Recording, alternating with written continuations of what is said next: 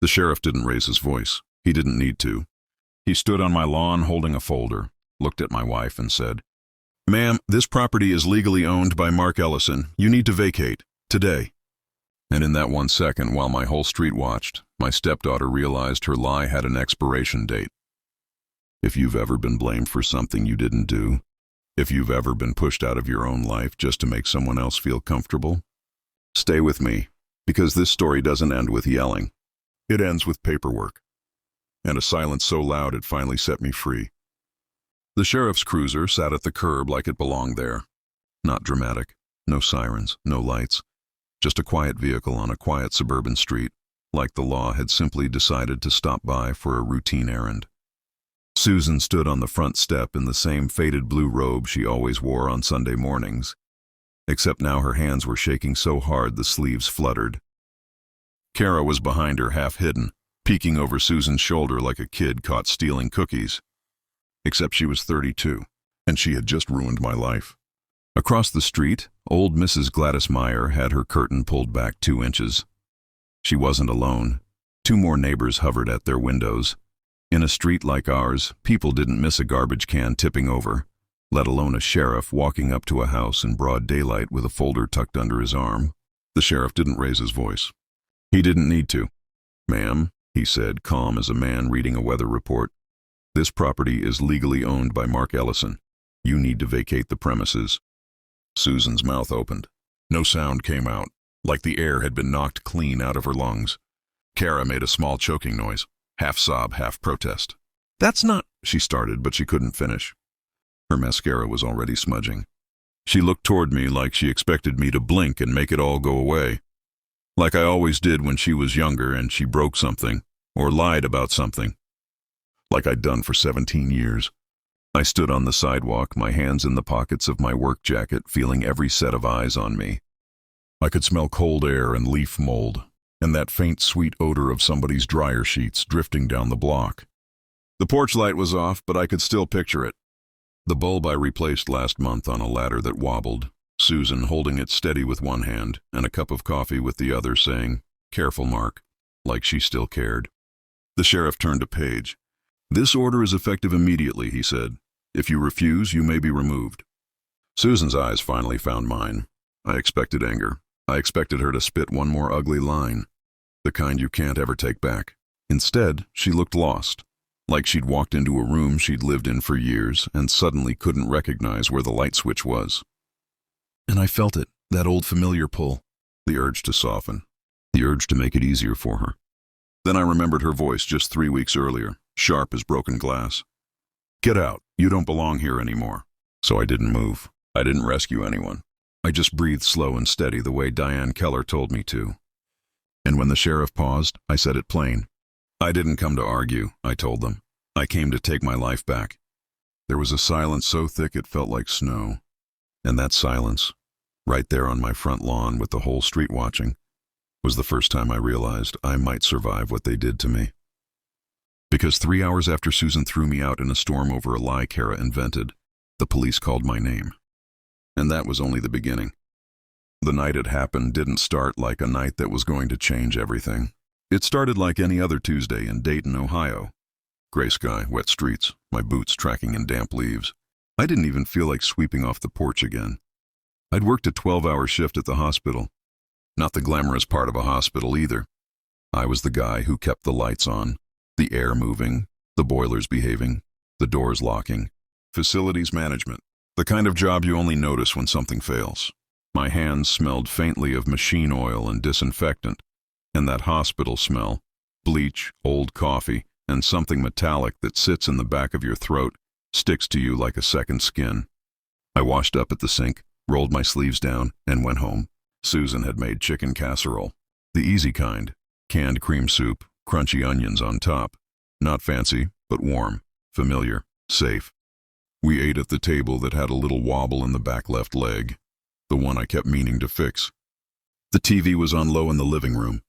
Local news, a car dealership ad, then the weather guy warning about a storm rolling in from the west. Kara showed up late like she always did, letting the screen door slap behind her. She didn't knock. She never knocked. She lived with us off and on. Since her 20s, drifting, in when she needed to get back on her feet. Drifting out when she met someone new or got tired of rules. She was wearing leggings and a sweatshirt with a college logo she never attended. Hair in a messy bun, she smelled like fruity vape and cheap vanilla perfume. "Hey," Susan said, forcing cheer into her voice. "We saved you some." Kara slid into the chair, eyes already on her phone. "Thanks," she mumbled. I didn't say much. After 17 years with Susan, I'd learned there were two kinds of nights. Nights you talked, and nights you kept your head down. Kara had a mood to her. A tightness like a rubber band wound too far. Susan asked her how work was going. Kara sighed dramatically like a teenager. "Fine," she said. Whatever. That was Kara's favorite word, whatever. It meant don't ask me questions. Don't expect anything from me. Don't make me feel like I owe you. I took my plate to the sink and started rinsing it. The rain had started tapping at the window above the sink, soft at first, then steadier. Susan wiped the table. Kara scrolled. The TV droned on about a new donut place opening near the highway. And then out of nowhere, Kara's phone made a little ding sound. She froze. Her thumb stopped moving.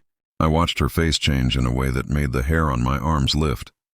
Eyes widened, lips parted like she'd seen a ghost.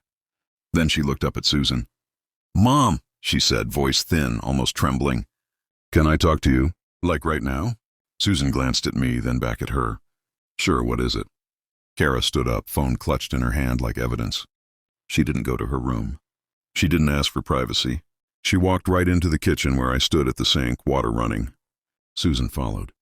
Kara pointed at me. "It's him," she said. I blinked. "What?" Kara held the phone out toward Susan but angled it so I couldn't see. "I knew something was off," she said. "And now I have proof." Susan's eyebrows pinched together. "Kara, what are you talking about?" Kara swallowed, took a shaky breath like she was about to confess something brave. "He's been messing with my stuff," she said. "My accounts, my money." My stomach dropped so fast it felt like I missed a step on the stairs. "What are you saying?" Kara's eyes flicked to me. There was something in them. Cold calculation buried under fake fear. "I'm saying..." I checked my email, and there are logins from this house. From here. I didn't do it. Susan's face went pale. "And I found messages." "Messages?" Susan whispered. Kara nodded quickly. "Threatening messages," she said. "Like he's watching me. Like he's unstable." That word hit me like a slap. Unstable. The kind of word that turns you into a problem instead of a person. I turned off the water and faced them fully. "Susan, that's not true." My voice came out flatter than I meant. "I haven't touched Kara's accounts. I don't even know her passwords." Kara let out a small laugh. Not funny. "Of course you'd say that." Susan's eyes darted between us. "Mark, why would Kara make that up?" My mouth opened. Nothing came out at first, because the truth was, Kara made things up all the time. She made up excuses. She made up stories. She made up a version of herself where she was always the victim and everyone else was the villain. But I'd never seen her come for my throat like this. "I don't know," I said, tired. "But it's not true." Kara's chin quivered just enough to look convincing. "Mom, I'm scared," she whispered. "I'm scared for you." Susan stiffened like those words plugged into something primal. Protect the child. Believe the crying daughter, even when the daughter was grown and the tears were a performance. I tried to keep my tone even. "Susan, listen to me. You know me. You've lived with me for 17 years. Susan's eyes flashed. "Then why does Kara feel scared?" "Because she's manipulating you," I blurted before I could stop myself.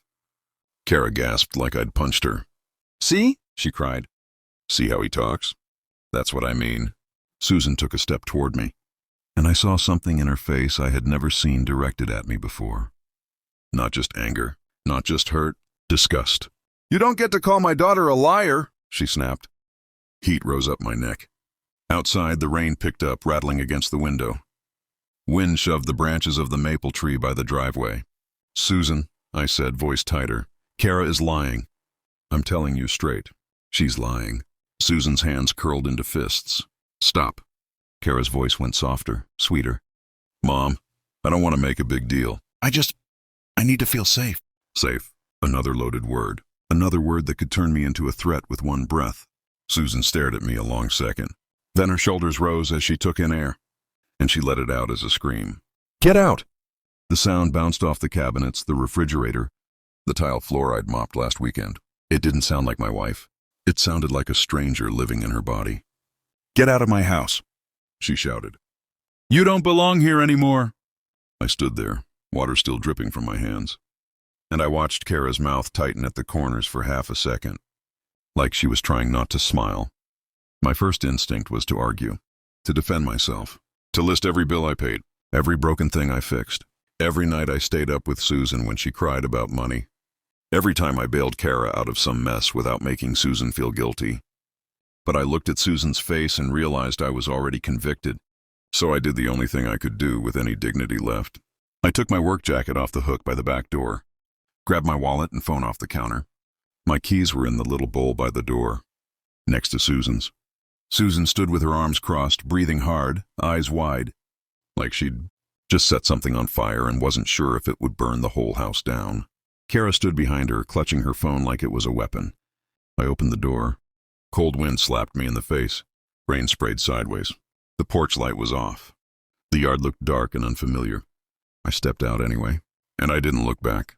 The police call. The police didn't show up with lights and sirens. No drama, no neighbors gawking. Just a calm voice on the other end of the phone, steady and professional. Like he was calling to remind me my car warranty had expired. Mr. Ellison, this is Officer Tom Reynolds with the Dayton Police Department. We just need to ask you a few questions. I was sitting in my car behind the Meijer on Wilmington Pike. Engine off. Windows fogged from my breath. It was 1:07 in the morning. The rain had slowed to a cold drizzle, the kind that seeps into your bones, instead of soaking your clothes. Am I being arrested? I asked. A pause. Not long. Just enough. No, sir, he said. We received a complaint. We're doing a welfare check.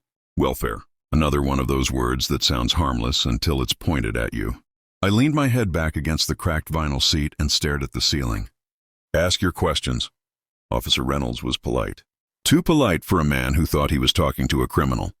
He asked where I was. I told him. He asked if I left the house voluntarily. I said yes. He asked if I threatened my stepdaughter in any way. No, I said. Never. Another pause. I could hear paper shuffling. Maybe a pen scratching. Somewhere behind him, a door closed. Sir, he said, do you and your wife own the house together? The question landed wrong, like a note out of tune. The house on Briarwood Drive? I asked. Yes, he said. Is your name on the deed? I swallowed. Yes. Only yours? I thought of Susan at the kitchen table years ago, shoulders slumped, a stack of bills between us. I remembered her voice, tired and embarrassed. I don't want my name on anything anymore, Mark. I messed things up once. I don't want to mess up your credit, too. Yes, I said slowly. Only mine. There was another pause, longer. Thank you, sir, Officer Reynolds said. That's all for now. We'll note that you cooperated. In the complaint? I asked. It's vague, he admitted. No evidence of immediate danger. If there's anything else, we'll follow up. The line went dead. I stared at my phone for a long time after that. Vague. That was it. One lie, one shaky story. Enough to throw me out of my own house, but not enough to hold up under even the lightest pressure. I laughed once, a short dry sound that surprised me. Then the cold crept back in. I drove to my brother Ron's place on the west side. The Impala hummed low. Wipers squeaked like they always did when it rained. Ron's porch light was on when I pulled up, like he'd been waiting. He didn't ask why I was there. He just opened the door, stepped aside, and said, Boots off, coffee's on. That's Ron, 60 years old, retired union electrician, hands like tree roots, a face that's seen enough to know when not to ask. I slept on his couch with my jacket folded under my head. The cushion smelled like sawdust and old cologne. I woke up before dawn with my heart racing, Susan's words still echoing. You don't belong here anymore. The paper that changed everything. After Ron left to run errands, I pulled out my phone and started digging. 17 years of emails, mortgage statements, refinance paperwork, county records I'd never had a reason to look at before. There it was. A PDF from 2012. Warranty deed. My name. Only my name. No Susan. No joint ownership. Just me. My hand started to shake. Not from fear. From something else. A slow creeping realization. The ground under this whole mess wasn't as solid as Susan and Kara thought it was. I didn't feel victorious.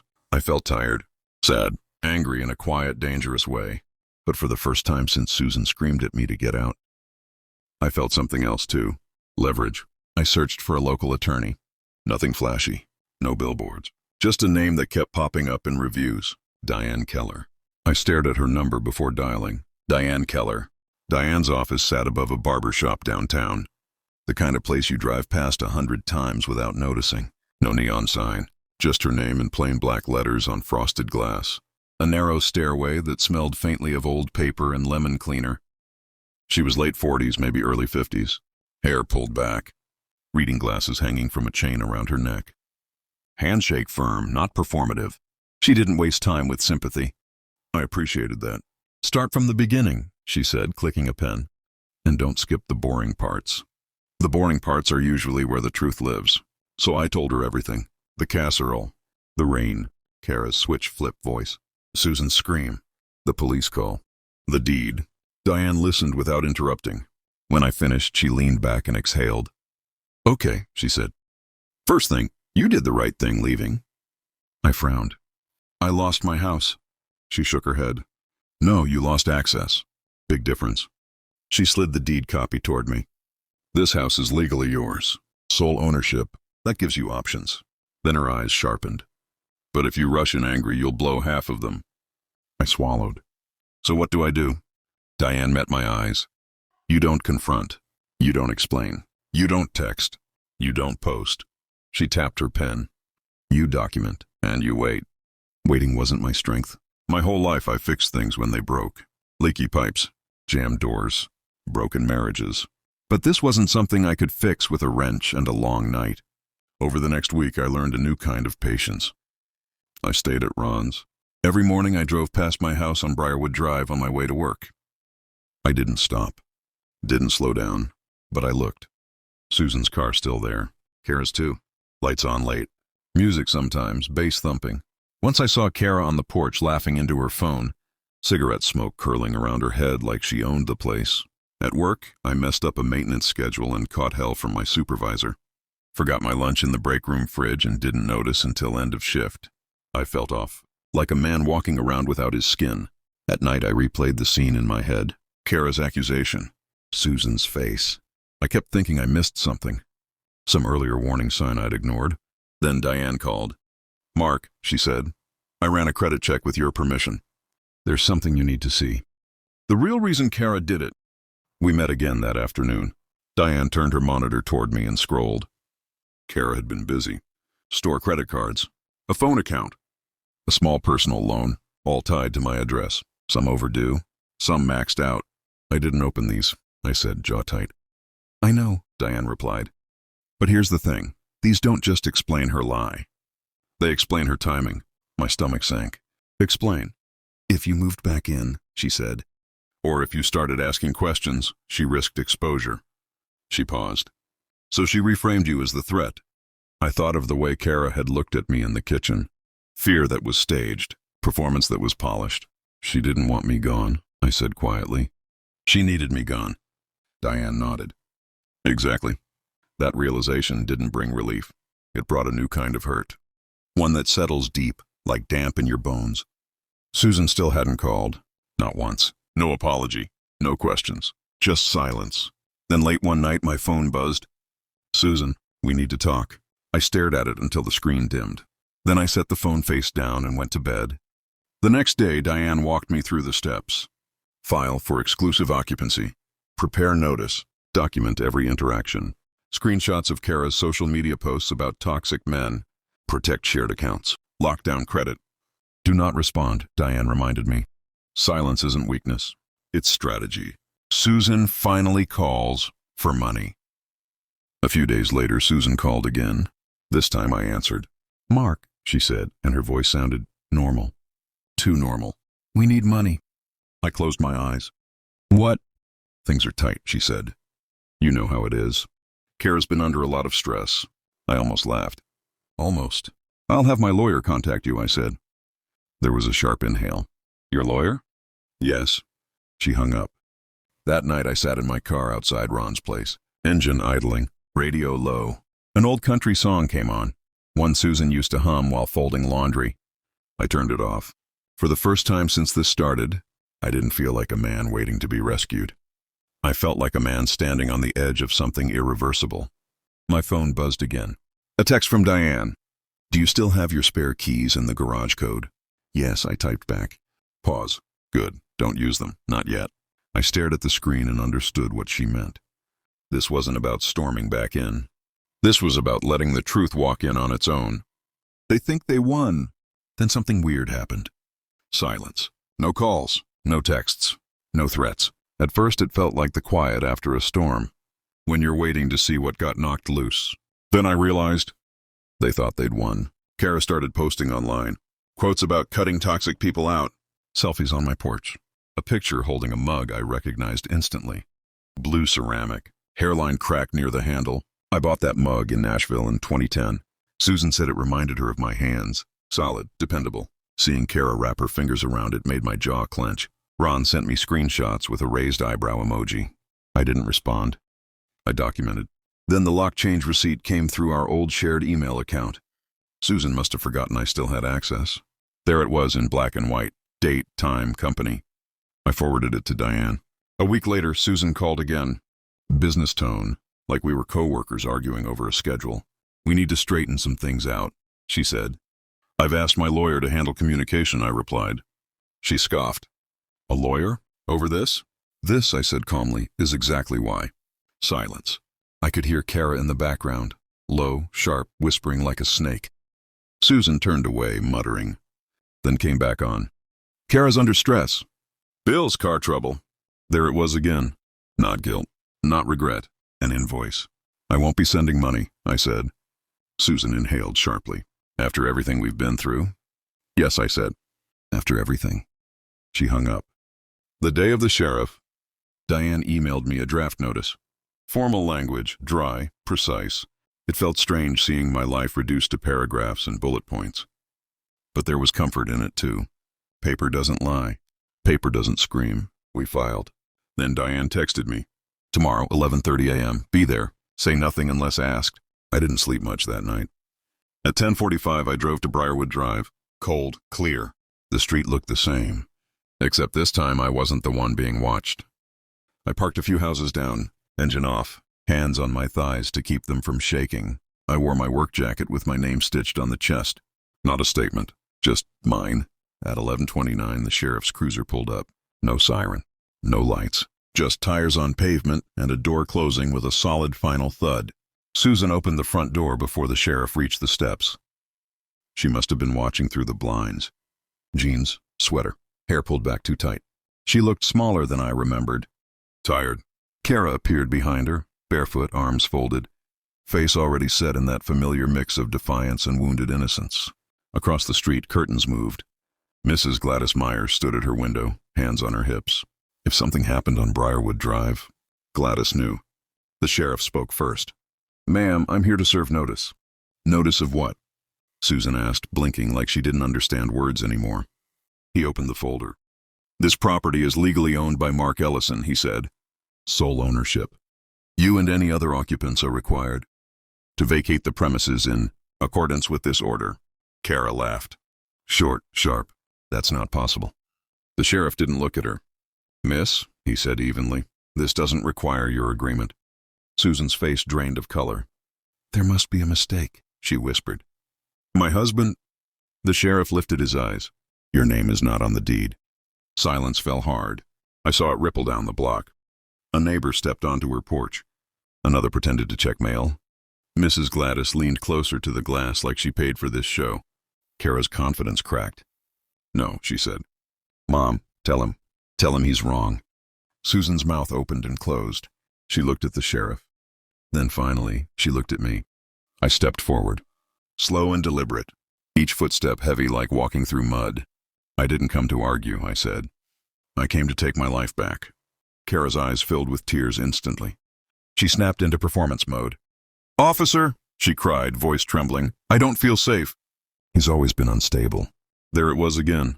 That word. The sheriff glanced at her, then back at his paperwork. That allegation is noted, he said neutrally. It does not change the order. Kara's shoulders shook. She cried louder, big, dramatic, attention-grabbing sobs. but nobody moved to comfort her. Susan swayed slightly like she might sit down on the steps. "Mark," she whispered, "we can talk about this." I shook my head once. We had 17 years to talk. The sheriff cleared his throat. "You will be given time to gather personal belongings.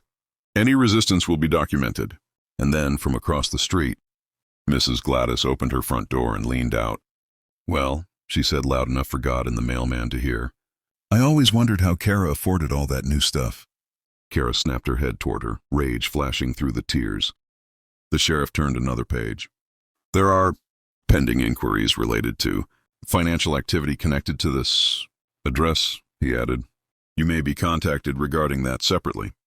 Kara went very still. Susan looked between us and something dawned, too late. She pressed a hand to her mouth like she was going to be sick. I didn't feel triumphant. I felt empty. Clean, like a wound that finally stopped bleeding. As the sheriff stepped back toward his cruiser, I looked at the house one last time. The porch, the door, the windows. I replaced those windows after a storm years ago. It wasn't victory. It was closure. I didn't go inside. I stood on the sidewalk a minute longer, hands in my pockets, listening to quiet settle back over Briarwood Drive. Neighbors drifted away. Curtains closed. A mailbox clanged shut. Life moved on the way it always does, even after something breaks. Susan didn't say another word. She just watched me from the porch, pale and unreadable. Kara disappeared back into the house and slammed the door hard enough to rattle the glass. I turned and walked back to my car. That was the last time I stood in front of that house as a married man. The weeks that followed were strangely calm. Too calm. Diane handled paperwork. Everything moved forward slowly, legally, without drama. I stayed with Ron a little longer, then found a small one-bedroom apartment closer to the hospital. Beige carpet. View of a parking lot. But the heat worked. The locks were solid, and at night nobody yelled my name like it was an accusation. I bought a used recliner and a cheap coffee maker. The first morning in that apartment, I sat there drinking coffee and listening to traffic hum outside, and I realized something surprising. I could breathe again. 3 months after the sheriff came, Susan texted. Kara moved in with her new boyfriend. "The apartment is tiny. Things are hard right now. Could we meet and talk?" 17 years of memories flickered through my mind. Holidays. Arguments. Quiet mornings. Promises made and broken. I felt that old pull, the instinct to fix, to soften, to take responsibility for something that wasn't mine anymore. I deleted the message. No reply. No explanation. Just silence, not cruelty.